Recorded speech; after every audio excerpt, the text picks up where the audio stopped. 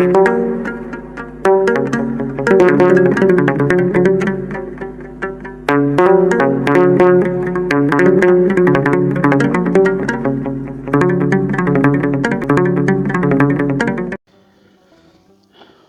አብ ወወልድ ወመንፈስ ቅዱስ አሐዱ አምላክ አሜን። ብሩካን እግዚአብሔር ልጆች በእሱ የተወደዳችሁ በዘላለም ፍቅሩ ወደ ትልቁ መንግስት የመጣችሁ በጌታችን በኢየሱስ ክርስቶስ ሞትና ትንሣኤ የዘላለም ልጆችና የክብር ወራሾች እንድትሆኑ የተጠራችሁ መንፈስ ቅዱስ ያተማችሁ እግዚአብሔር አብ ልጆች እንድትሆኑ እንዲህ ያለው ፍቅር የሰጣችሁ ሁላችሁ እንደምን ቆያችሁ? ሁሉን የሚችል አምላክ ጌታ ስሙ የተወደደ የተመሰገነ ይሁን። ለቅድስት ሥላሴ በዓል በሰላም በጤና እንኳን አደረሰን አደረሳችሁ።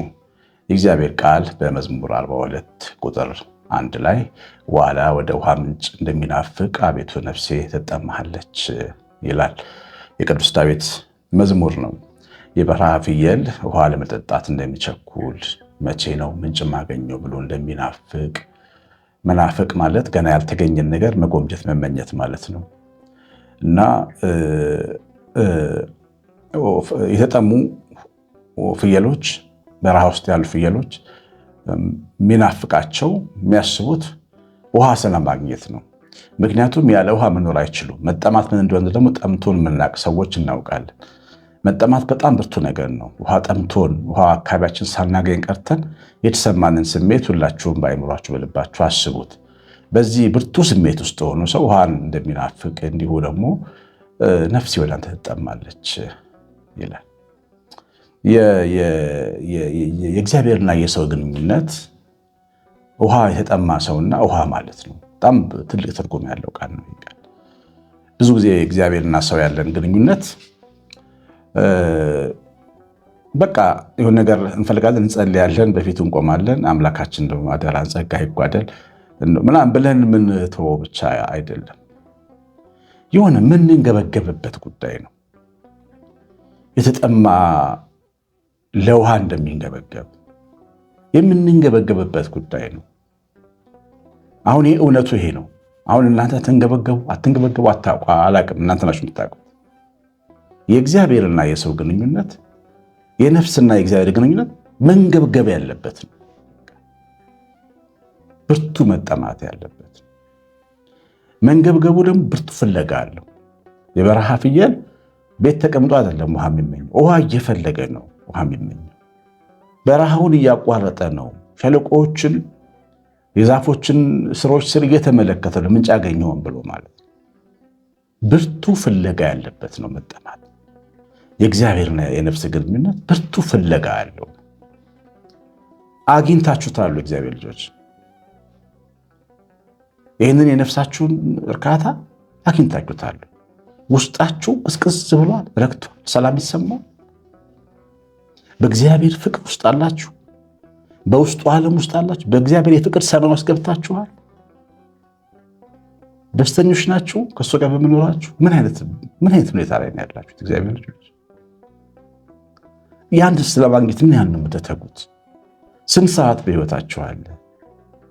ስንት ሰዓቱን ለራሳችሁ፣ ስንት ሰዓቱን ለእንጀራችሁ፣ ስንት ሰዓቱን ለቤተሰቦቻችሁ፣ ስንት ሰዓቱን ለምትወዷቸው ሰዎች ሰጥታችኋል? ስንት ሰዓት ለእግዚአብሔር አላችሁ በቀን? እግዚአብሔር የዘላለም ኑሯችን ነው። ሚስት የዘላለም ኑሮ አለች። ሚስት የ80 ዓመት ኑሮ ነች። 80 ፈረመን የሚባለው 80 ዓመት ነው አብረሽ በኖረ ማለታችን። ከዛ በኋላ ያለው ዘላለም ግን ከእግዚአብሔር ጋር የምንኖርበት።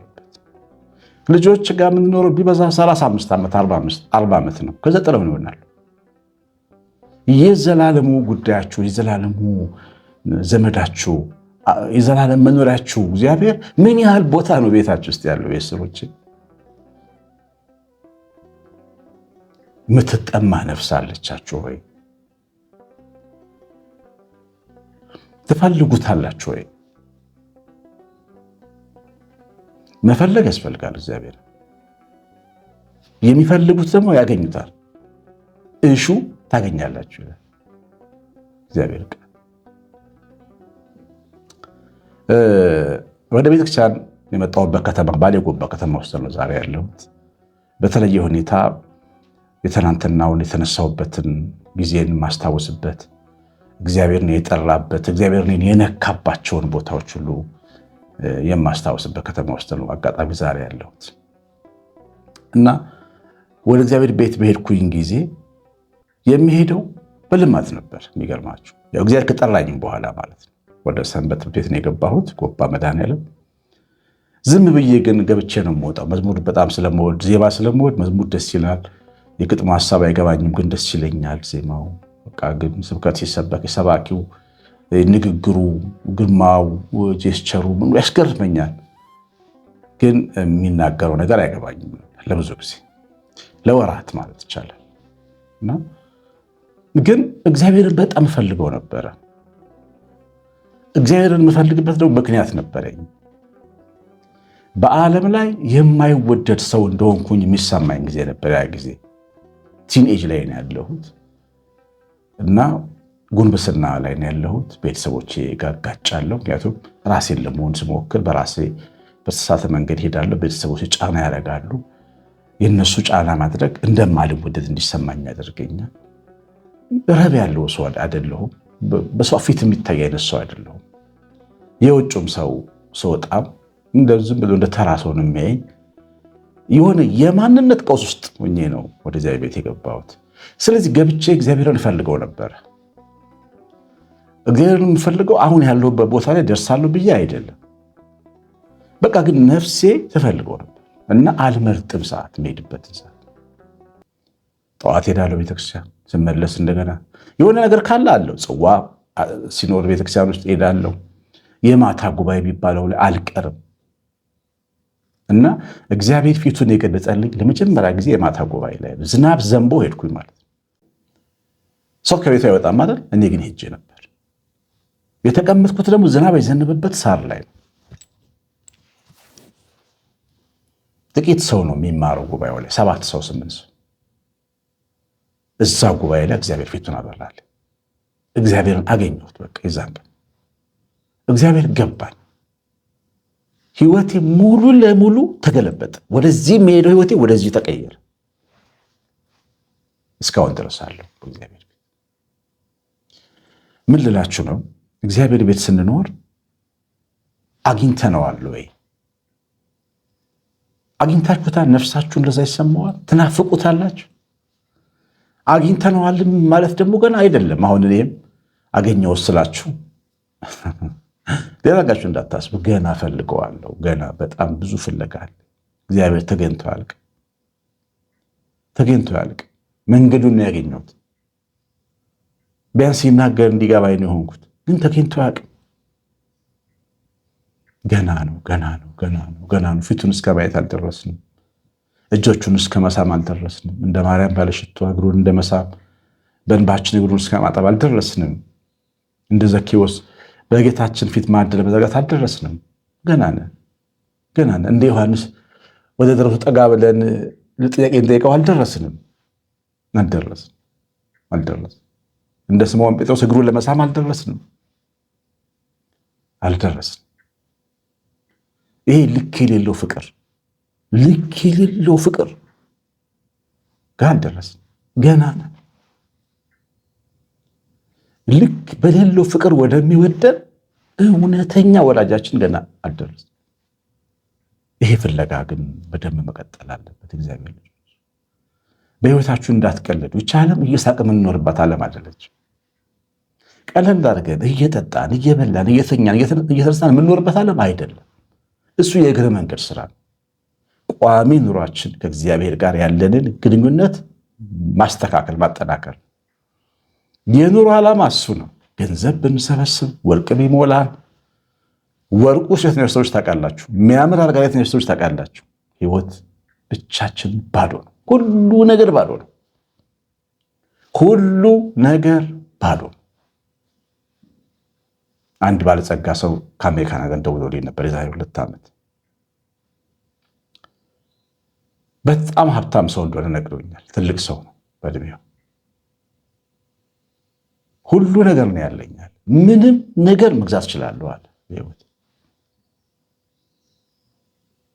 ግን ውስጤ ባዶ ነው።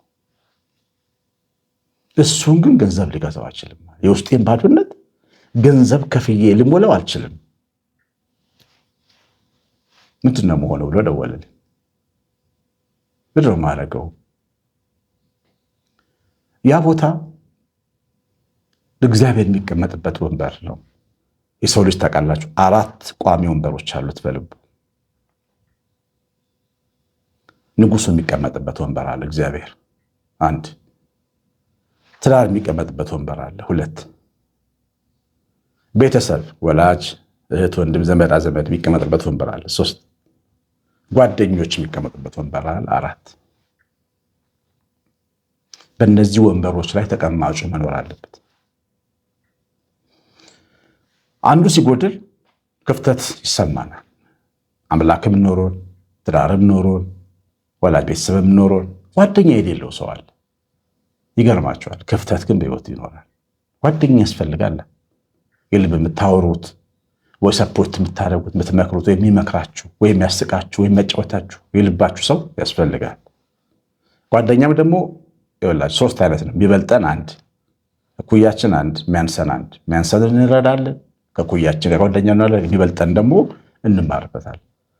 ጓደኛ ያስፈልጋል። እንደገና ቤተሰብ ያስፈልጋል። ቤተሰቡን ኢግኖር አድርጎ አንድ ሰው ትዳር አለኝ ጓደኛ አለኝ አምላክ አለኝ ማለት አይችልም። ቤተሰብ ያስፈልጋል። ትዳር ያስፈልገዋል። ሰው ልጅ ወይ ማግባት አለበት ወይም ክርስቶስን ትዳር አድርጎ መኖር አለበት። ከሁለት አንዱ። ትዳር ግን ያስፈልገዋል። ይህንን ትዳር ንቆ አንድ ሰው ደስተኛ መሆን አይችልም። እግዚአብሔር ደግሞ የሚባለው አምላክ ብቸኛ አምላክ ወንበር ላይ